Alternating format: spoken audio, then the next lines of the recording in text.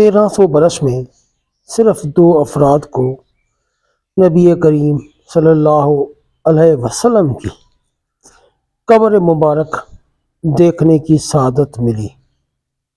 Video viral ہوئی ہے کہ سعودی حکام نے چیچن صدر رمضان قدیروف کے لیے 12 ربیع الاول کے روز روضہ رسول کھول دیا، جس میں چیچن صدر کو پردے سے لپٹ کر روتے اور درود و سلام پیش کرتے ہوئے دیکھا جا سکتا ہے۔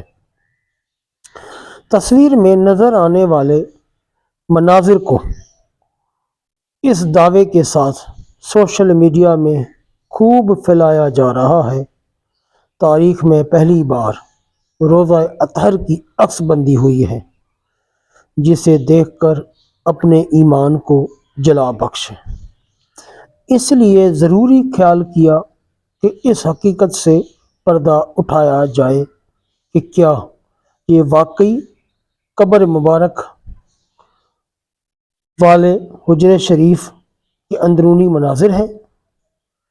کیا موجودہ زمانے میں سعودی حکام سمیت کسی نے بھی قبر مبارک کو دیکھنے کی سعادت حاصل کی ہے؟ یقیناً گنبد خضرا ہے جو پوری دنیا کے مسلمانوں کے دلوں میں بستا ہے۔ کوئی مسلمان ایسا نہیں جس کے دل میں گنبد خضرا کی زیارت کی خواہش انگڑائی نہ لیتی ہو۔ روزہ اطہر پر یہ گنبد مملوک سلطان سیف الدین قلاوون کے دور 1279 عیسوی بمطابق 678 ہجری میں تعمیر کروایا گیا۔ اصل ساخت میں لکڑی استعمال کی گئی تھی۔ ہر نئے حکمران کی طرف سے بحالی کے کاموں کے دوران مختلف رنگ کیے جاتے رہے۔ 1481 میں مسجد نبوی میں آگ لگی، جس کے نتیجے میں گنبد بھی جل گیا۔ گنبد کی دوبارہ تعمیر کا کام مملوک سلطان قائتبائی نے شروع کیا۔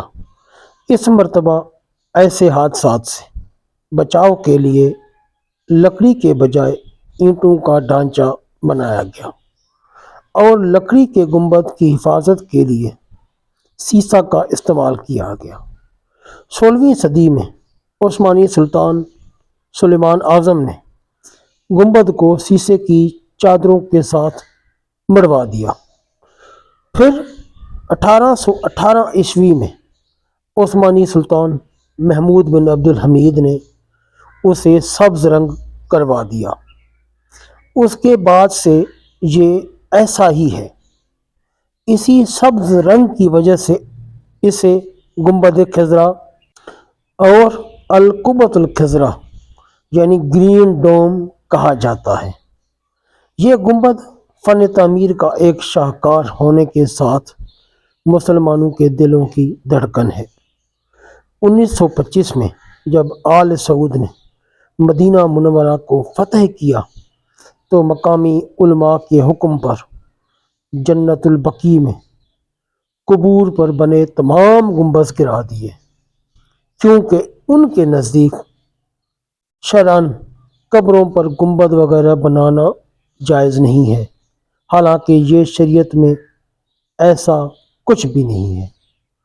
پھر انہوں نے گنبد خضرا کے بھی انہدام کا ارادہ کیا، جس سے دنیا بھر کے مسلمانوں میں بے چینی پھیل گئی۔ مختلف ممالک کے علماء نے انہیں منع کیا تو انہوں نے مناظرے کا چیلنج دیا۔ اس دوران ہندوستان سے بھی علماء کا ایک وفد سعودی عرب پہنچا۔ شامی، عراقی اور ترک علماء پہلے سے موجود تھے۔ تمام علماء نے مناظرے کے لیے ہندوستانی وفد کے رکن علامہ شبیر احمد عثمانی کو آگے کر دیا۔ انہوں نے ناقابل تردید دلائل سے عرب علماء کو قائل کر لیا کہ گنبد خضرا کو نہیں گرایا جا سکتا۔ یوں گنبد خضرا کے انہدام کا ارادہ ملتوی کر دیا گیا۔ خدا کے محبوب نبی آخر زمان محمد مصطفیٰ کے روضہ مبارک پر قائم اس گنبد خضرا کے نیچے اور روضہ شریف کے اندر کیا ہے، اس کے متعلق کئی کہانیاں مشہور ہیں۔ انٹرنیٹ پر کئی جعلی تصاویر گردش میں رہتی ہیں۔ انواع و اقسام کی قبروں کو قبر رسول کے نام سے سوشل میڈیا پر شیئر کیا جاتا ہے۔ کبھی کسی آدمی کی تصویر اس دعوے کے ساتھ شیئر کی جاتی ہے کہ یہ روضہ رسول کے خادم ہیں اور قبر مبارک کی صفائی کی خدمت پر مامور ہیں۔ حقیقت یہ ہے کہ ایسے سب دعوے بے بنیاد اور مصنوعی ہیں۔ حقیقت کیا ہے؟ روضہ شریف کے اندر کیا ہے؟ کیا کوئی قبر مبارک تک رسائی رکھتا ہے؟ ان سب سوالوں کے جوابات کچھ عرصہ قبل سعودی حکومت نے باضابطہ طور پر دیے ہیں اور اندرونی حال کی تصاویر بھی شیئر کی ہیں، جن سے یہ خرافات اور بناوٹی باتوں کا کلا کما ہو جاتا ہے۔ آن حضرت کا وصال ام المومنین حضرت عائشہ صدیقہ کے حجرہ مبارک میں ہوا تھا اور وہیں آپ کی تدفین ہوئی۔ اس کے بعد پھر حضرت ابوبکر اور حضرت عمر بھی وہاں مدفون ہوئے۔ یوں روضہ شریف کے اندر اس وقت 3 قبریں ہیں۔ اس طرح کوئی بھی ایسی تصویر جس میں صرف ایک قبر ہو وہ کسی صورت رسول اقدس کے مرکز شریف کی نہیں ہو سکتی۔ اور ویسے بھی خدا کا شکر کہ آپ کی قبر مبارک کی کوئی تصویر دنیا میں موجود نہیں ہے۔ اس لیے گزشتہ 5.5 صدیوں میں کوئی شخص آپ کی قبر مبارک تک نہیں جا سکا ہے۔ وہ حجرہ شریف جس میں آپ اور آپ کے 2 اصحاب کی قبریں ہیں، اس کے گرد ایک 4 دیواری ہے۔ اس 4 دیواری سے متصل ایک اور دیوار ہے جو 5 دیواروں پر مشتمل ہے۔ یہ 5 کونوں والی دیوار حضرت عمر بن عبدالعزیز نے بنوائی تھی اور اس کے 5 کونے رکھنے کا مقصد اسے خانہ کعبہ کی مشابہت سے بچانا تھا۔ اس 5 دیواری کے گرد ایک اور 5 دیواروں والی فصیل ہے۔ اس 5 کونوں والی فصیل پر ایک بڑا سا پردہ یا غلاف ڈالا گیا ہے۔ یہ سب دیواریں بغیر دروازے کے ہیں، لہذا کسی کے ان دیواروں کے اندر جانے کا کوئی امکان ہی نہیں ہے۔ روضہ رسول کی اندر سے زیارت کرنے والے بھی اس 5 کونوں والی دیوار پر پردے تک ہی جا پاتے ہیں۔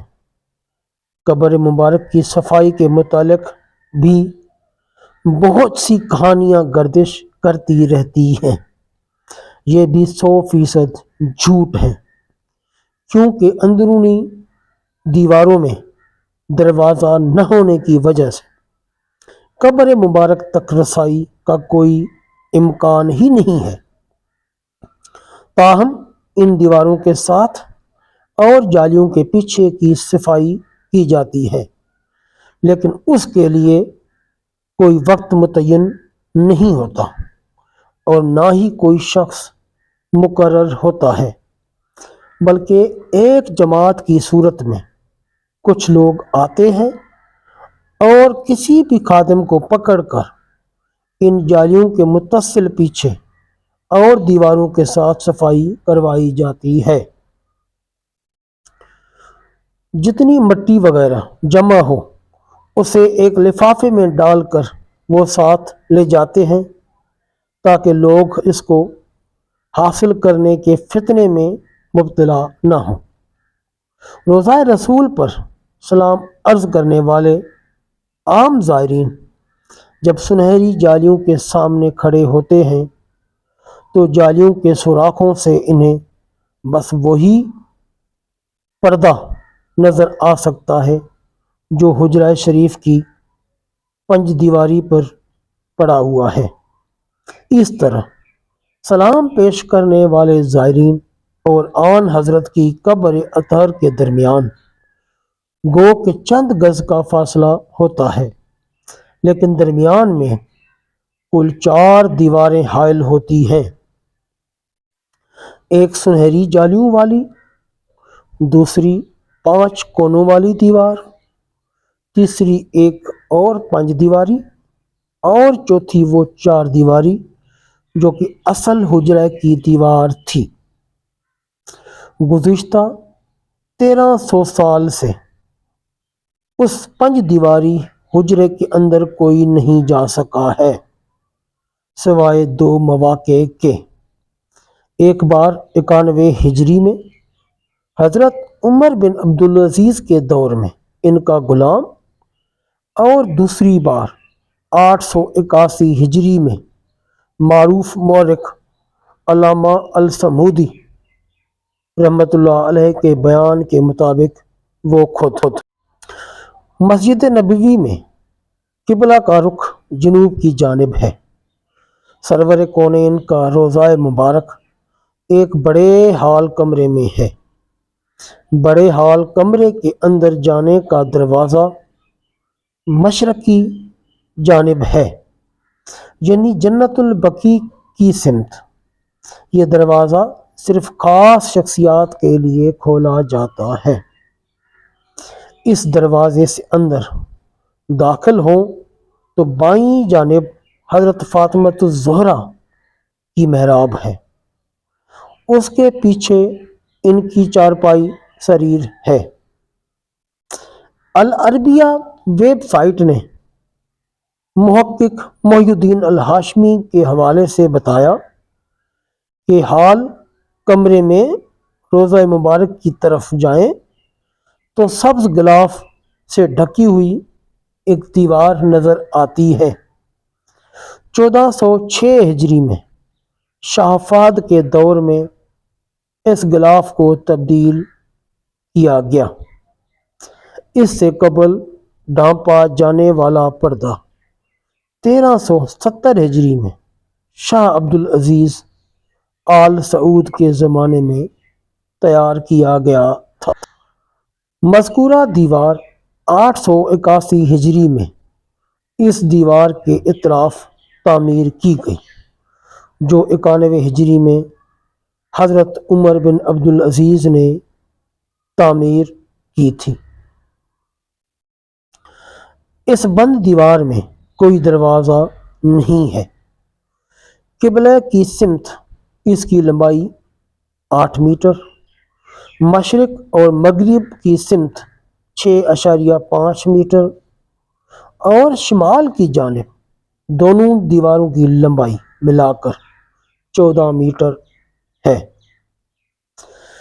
91 ہجری سے 881 ہجری تک تقریباً 8 صدیاں کوئی شخص آپ کی قبر مبارک کو نہیں دیکھ پایا تھا۔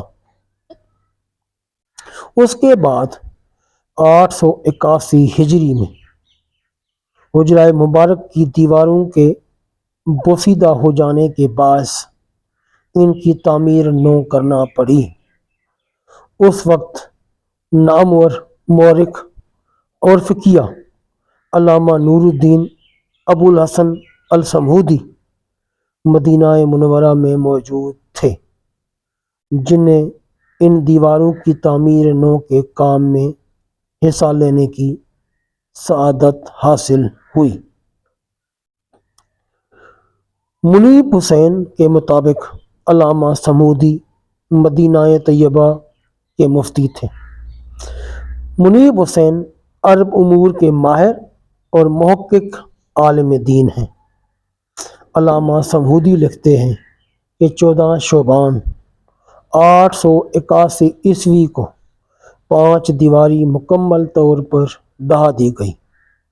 دیکھا تو اندرونی 4 دیواری میں بھی دراڑیں پڑی ہوئی تھیں، چنانچہ وہ بھی ڈھا دی گئی۔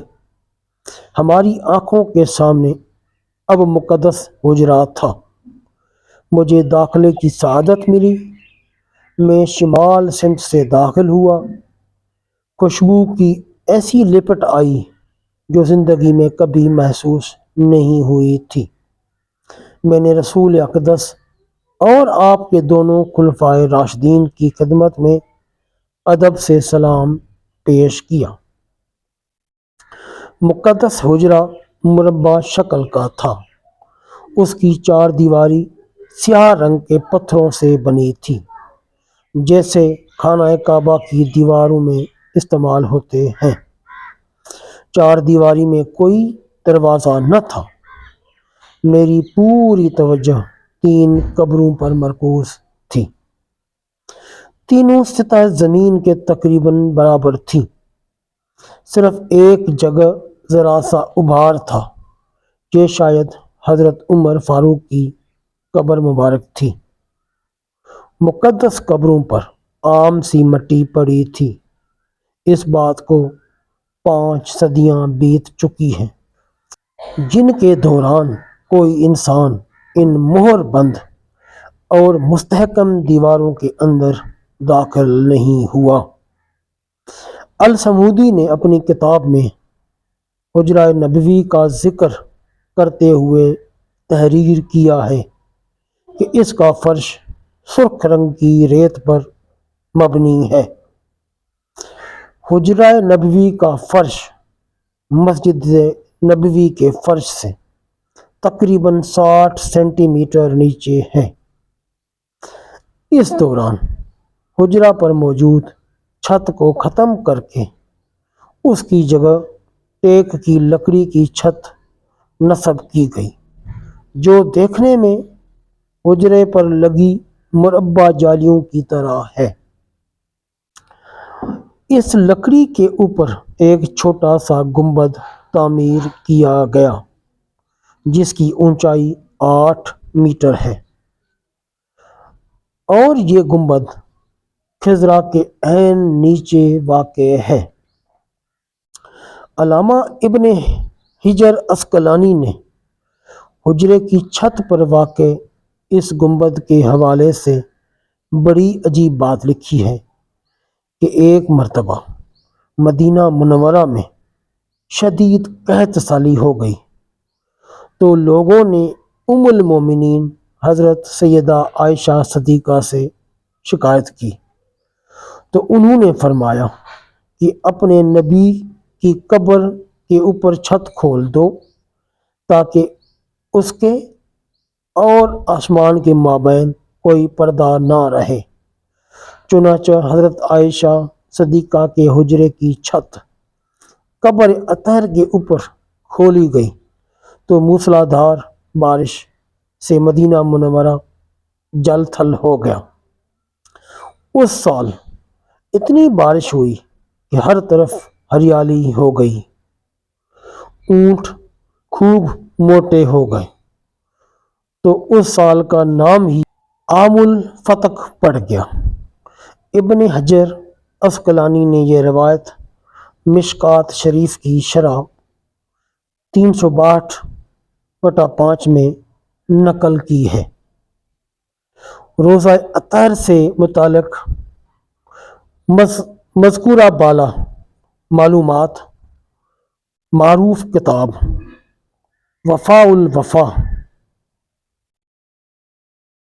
باخبار دار المصطفیٰ کے مؤلف السمودی نے اپنی مشہور تصنیف میں درج کی ہے۔ مسجد نبوی، حجرہ شریف اور قبر مبارک کے حوالے سے یہ کتاب سب سے مستند حوالہ ہے، یہاں تک کہ ویکیپیڈیا میں روزہ اطہر سے متعلق درج تمام تفصیلات بھی اسی سے عکس شدہ ہیں۔ اس کتاب میں مدینہ منورہ کی تاریخ سے متعلق تمام معلومات جمع کی گئی ہیں۔